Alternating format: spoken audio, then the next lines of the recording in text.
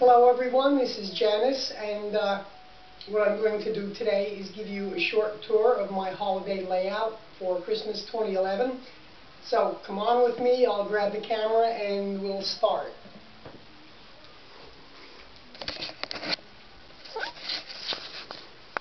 Okay, this is a view of the Christmas tree, and something new for this year. I got a holographic Santa Claus that goes on the wall, and I don't know if I'm going to be able to get back here far enough to show you, but I think it ties the tree and the layout all together. Yeah, actually I can do that. So there's an overall view of it, and we're not going to run any trains for right now. Let me also take you excuse me, over here on the coat rack. I put this Santa's Workshop and put some toys around it, and there's Christmas stockings for all of the dogs and the families hanging there. Okay, let's get down to the train part of it, and I think we'll go over to the Christmas tree and start from there. Back in the corner, and it's not very well lit, is the entrance to the tunnels. I have a Lionel semaphore there that's not hooked up, and also a post-war water tower. And then slowly coming out, there is Santa's toy shop, and I have an Amish buggy coming down the road, and the little Santa Claus down here ringing his bell looking for donations. And slowly drawing backward, we have Department 56 Beekman House, and there's some carolers in front of it. And across the street, in the downtown section, Department 56 City Globe Publishing Company, and the Department 56 Post Office. And we see there's a little park here with people sitting on the bench. Originally that was a siding with the milk platform there, but once the tree was up and all the decorations, it was felt that that kind of detracted from the downtown scene. So I took it out of there and put a park in. And in the back, the street takes a little indentation there, and I forget the name of the house, but it's Department 56. It's similar to Beekman House. And we also have a bakery down in here. Let me see if I can get in close with it. And Jenny's Corner Bookstore, which is kind of cool. And it was tradition in our family to always have a nativity set under the tree, and it wasn't working out that way this time. So what I did was buy a small Department 56 Christmas in the City nativity set, and you can see it here. I added a little light to it, and there's people looking in at it.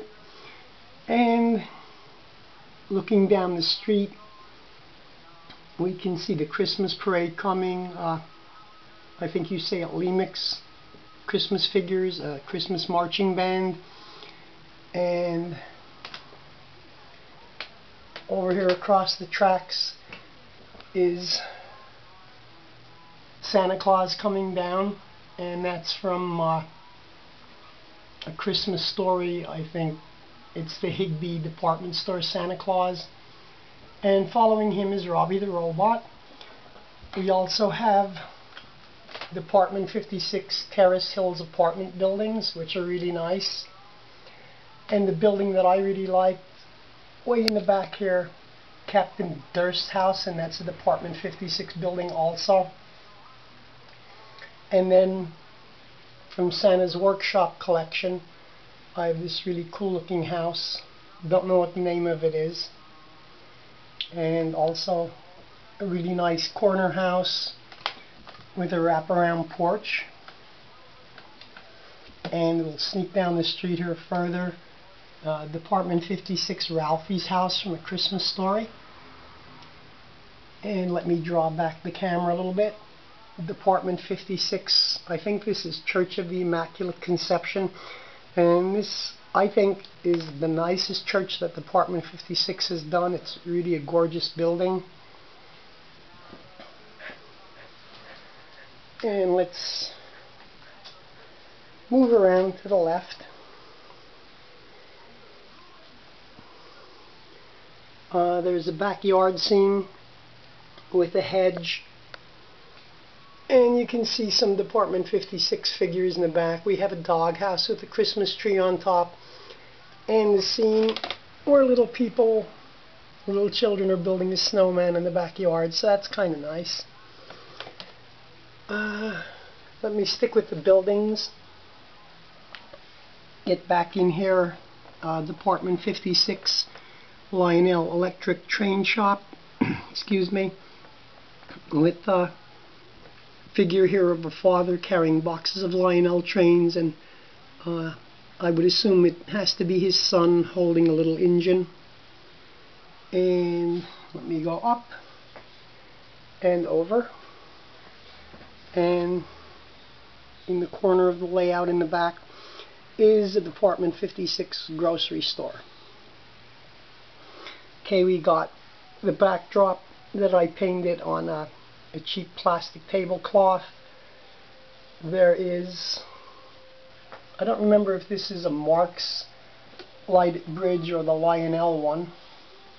It might be a Marks one. Or no, it's Colbert, a Colbert bridge. And I don't know what the number on that is. But anyway, moving right along, we have Lionel's rotary beacon, post-war. And down here is a modern version Lionel control tower. I picked this up on eBay, and someone had custom painted it to mimic the post-war Lionel control tower. So that's a pretty cool accessory. And here we have a Lionel Telltale, because I'm running the brakeman car. And moving to the right, we have the green version of the Noma Talking Station, and it's populated with figures from Department 56, Lemix, and some other obscure manufacturer. And then, of course, Lionel post-war, I'm stepping on the dog, Lionel post-war oil derrick.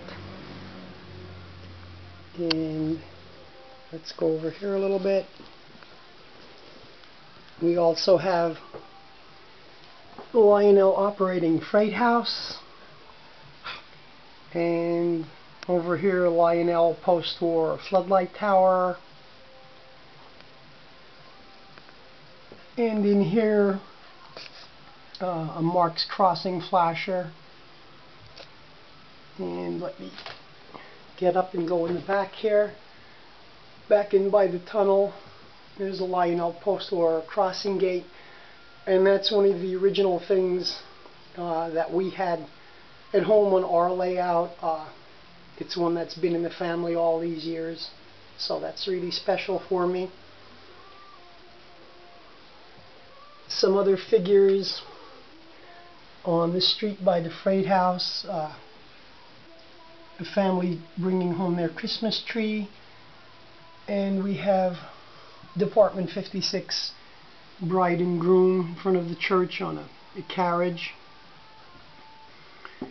And let's draw back here. Lionel's post-war coal ramp, and I'm not giving the numbers on the accessories because, quite frankly, I don't remember them. Over here we have the Lionel cattle ramp, and it has the car with the armor on the door, and that I picked up on eBay. And from Chuck's layout on YouTube, he had Gord on there, and I really thought then it worked well. I fell in love with how it looked on his layout. So, inspired by Chuck's layout, I bought a Gort, and he's standing guard over everything that is, as a good intergalactic policeman should. And here we have a billboard, and it's featuring Bogart and Bacall in my favorite movie in the entire universe, To Have and Have Not, which is really a great movie.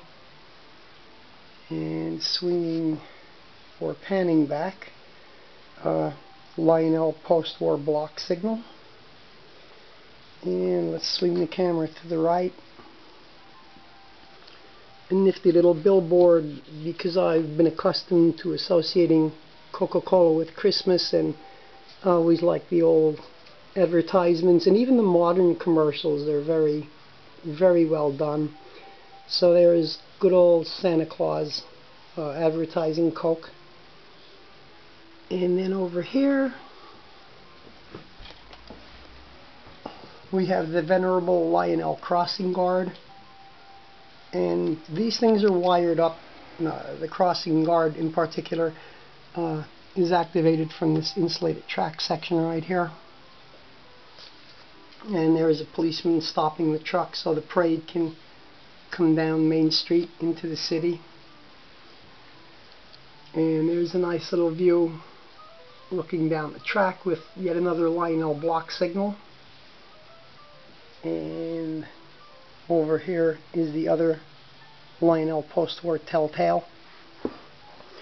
And everything on the layout has the 042 manual switches. I really don't use switching movies on the Christmas layout, so it wasn't important for me to have them remote control. So a lot less wires to run. It just simplifies things. This accessory here marks floodlight tower. We used to have this one when I was small. This is not the one that we had. This is one I picked up on eBay. And modern era Lionel Ice House. And the box car is a post-war car that went with the post-war Ice House. That one I picked up on eBay. There's lighted bumpers on this. And here we have Lionel's post-war switch tower, operating switch tower, which is a really nice little accessory to have. And this is a Marx Wabash bridge, which looks kind of cool where it's at. And expressing a bit of whimsical attitude, I just found these down in the basement yesterday. Skipper and Gilligan.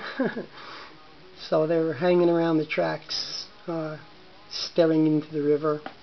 And what's going through their little plastic heads, I have no idea.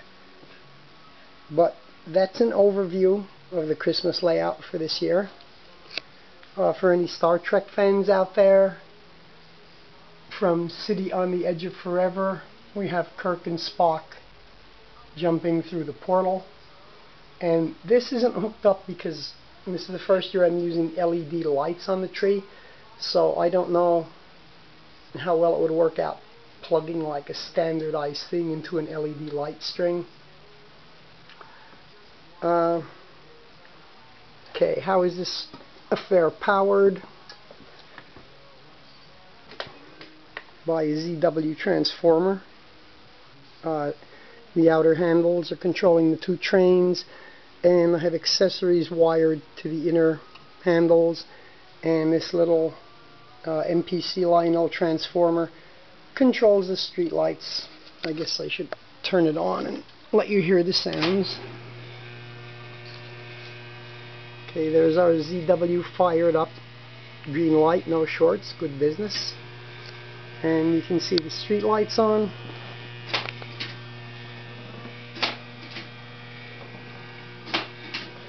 So I'm just going to walk very slowly down through the layout, and hopefully you can get a nice view of it.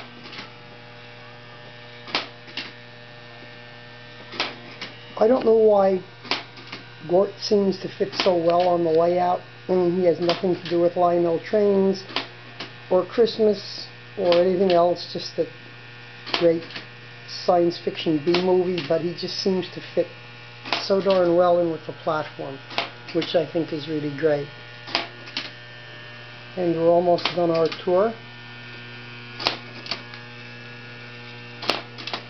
Give you a couple different views of it. The mounting in the back is built out of Celotex, and when this whole thing was originally designed, the Christmas tree was not going to be on the platform. It was going to be separate, but I tried it on the platform and I thought it looked really good, so I decided to put the tree onto the platform itself. But I think I've covered everything as far as Christmas tree and train platform. And just walk with me outside if you would. I want to show you something. On our front door is a Pittsburgh Steelers wreath, and hopefully you can see this through the window.